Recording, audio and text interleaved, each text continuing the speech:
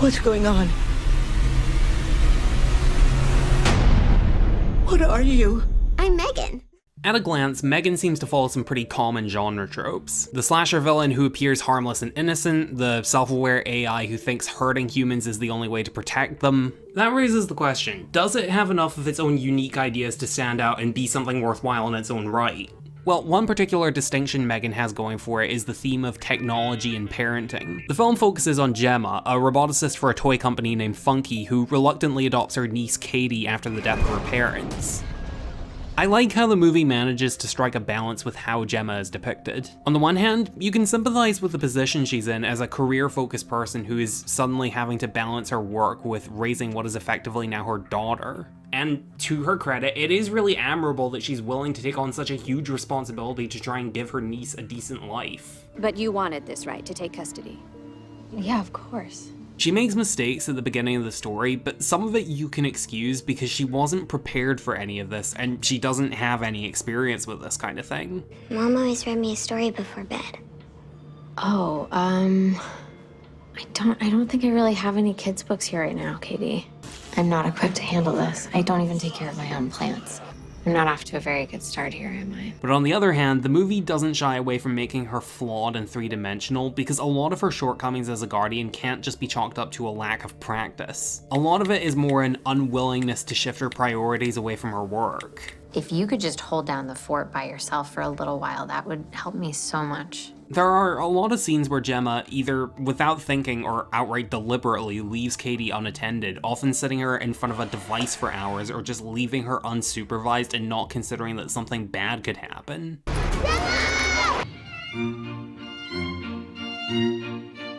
She also kind of lets her pride and passion for the toy industry get in the way of Katie's happiness. Those aren't toys. They aren't Gemma's collectibles. You're not supposed to play with them. That is except for one scene where they're visited by Katie's therapist and Gemma reluctantly agrees to let her play with the collectibles. It's here that we really get to see the awkwardness of Gemma and Katie's relationship and how difficult Gemma is finding it to adjust. Throughout the scene, Gemma and Katie are just playing in unenthusiastic silence, basically just because they've been asked to, rather than because they want to or because they actually get along. Do you want to roll it to Aunt Gemma? And going back to Gemma's passion for the toy industry, she's not satisfied to just let Katie enjoy herself and has to educate her on the correct way to play with it.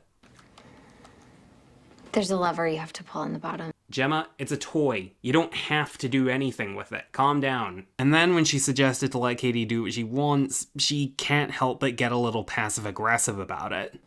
Totally, let's just roll it on the ground like a tennis ball. There is one moment, though, where Gemma and Katie actually manage to find some common ground when Katie takes an interest in Gemma's work designing toys. What's that? Oh, that's Bruce. And seeing Katie's face light up for the first time since her parents' deaths is what convinces Gemma's boss to fund an advanced robot toy that she's been working on named M3GAN. It's nice to meet you, Katie. I love it. Jesus. But while this does seem to have made Katie a little happier, that still doesn't seem to be Gemma's first priority. After struggling for so long to find a way of connecting with Katie, her first reaction to that progress was, hey, I can use this to get that project of mine off the ground. Doesn't seem like she's quite managed to adjust to the mindset of a guardian just yet. But maybe that doesn't matter too much, since Katie's happy now, right? But M3GAN's actually been pretty instrumental in helping Katie get over the loss. Well, if only it were that simple. You see, M3GAN is essentially a much more advanced version of Bruce, which seemed to make Gemma think, Do you remember how much you liked Bruce?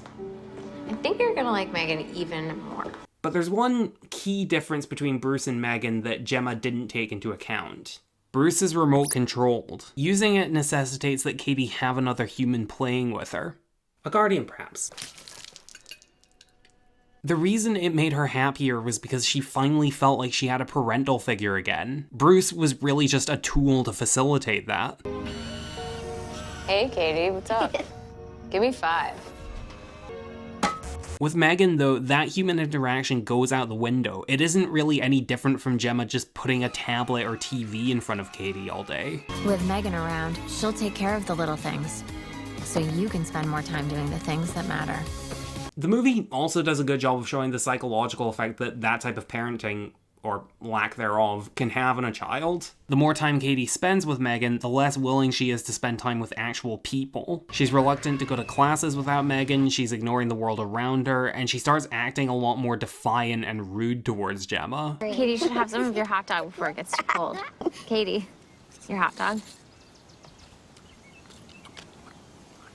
It's honestly some pretty relevant commentary about parenting nowadays. There are a lot of parents who think they can just set a child in front of a device 24/7 and kids can become overly dependent on them as a result. I'll talk more about how this escalates in the spoiler section of the video, but the movie does present some compelling themes like personal goals versus parental responsibility and raising a child in the modern day. The movie handles those themes pretty well and it gives the viewer a lot to think about. But now let's take a look at the film's horror aspect with M3GAN herself. I mean, we might as well. It is only the main genre and, you know, title of the movie.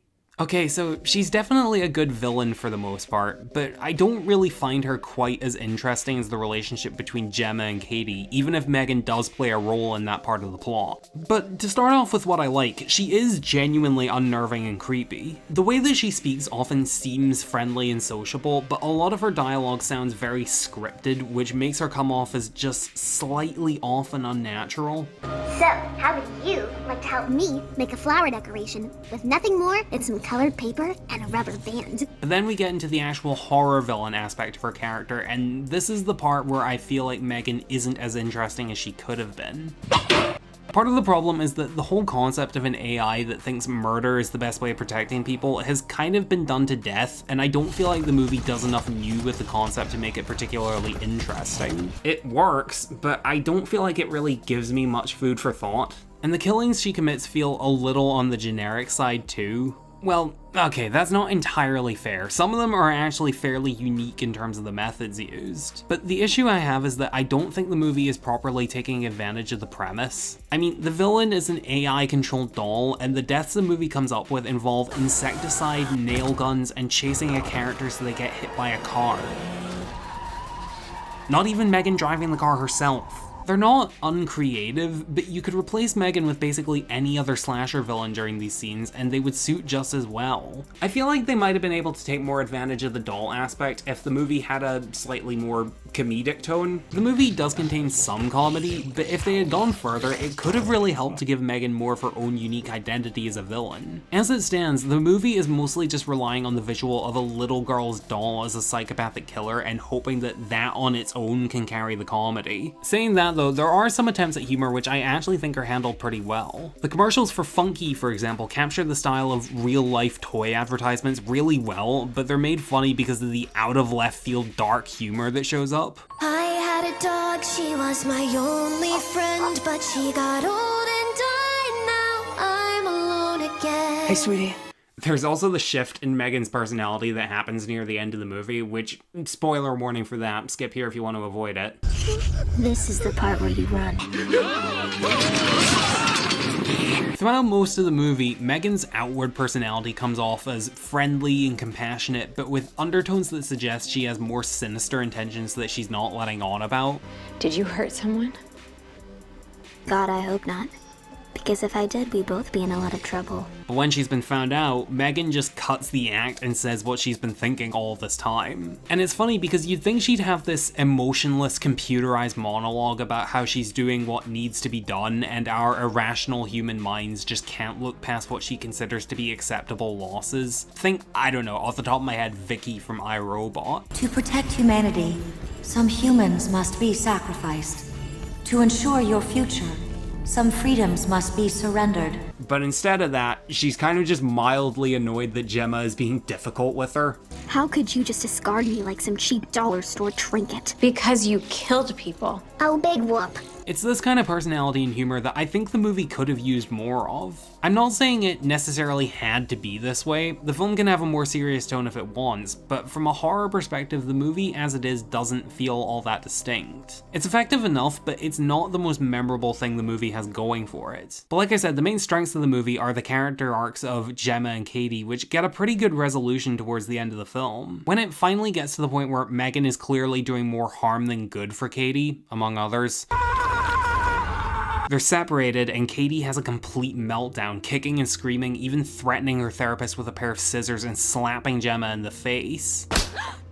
And that ends up being the point when Gemma finally realizes that she needs to help Katie actually confront her parents' deaths instead of just getting some artificial intelligence to dangle some keys in front of her. She's not a solution, she's just a distraction. And this resolution plays a major role in Gemma and Katie's final confrontation with M3GAN at the end of the film. A fight breaks out with M3GAN eventually overpowering Gemma, and just when it seems like all hope is lost, Katie shows up to stop her. There's another member from the family we didn't tell you about.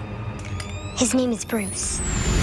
From the way that the movie has progressed, you might have thought that Gemma would be the one to destroy M3GAN in that typical character arc of inventor develops a creation that goes out of control and they need to swallow their pride and terminate it. But since we already got a resolution to Gemma's arc about becoming a better guardian, the focus here instead goes to Katie learning to let go of her artificial friend and protecting the real people that actually matter. Not to mention the fact that she rescues Gemma using Bruce, the thing that created a bond between them in the first place. That's a nice touch. To me, that's the main glue that holds the movie together. The scenes focusing on M3GAN are entertaining in the moment, but Gemma and Katie are the characters that I keep finding myself thinking back to. They're the most thought-provoking and the most unique part of the film, the part that makes it stand out, and the main reason why I like this movie. It's not the greatest or most original horror movie out there, but it still has enough of a unique and clever identity and message all the same. Thanks for watching. If you enjoyed the video, then make sure you check out my Patreon in the link below.